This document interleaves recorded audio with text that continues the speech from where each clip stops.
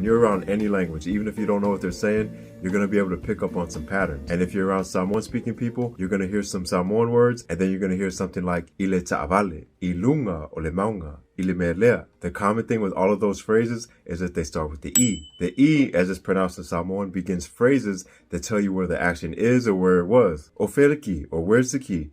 The key is or exists, that's the action, in the car, or ile ta'avale. Sa o savali ilunga o le maunga.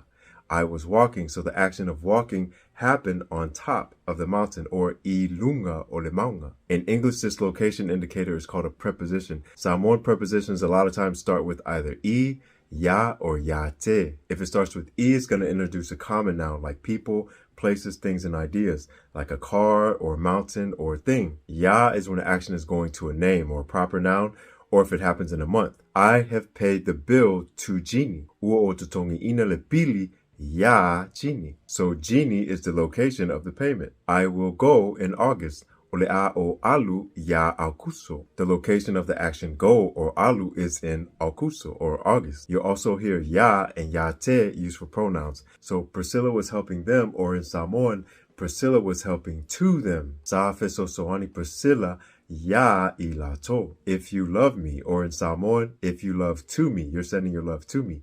Afaye te alofa ya te ao. There are actually many other Samoan prepositions. There are worksheets on it as well. Visit matosamoa.com for more.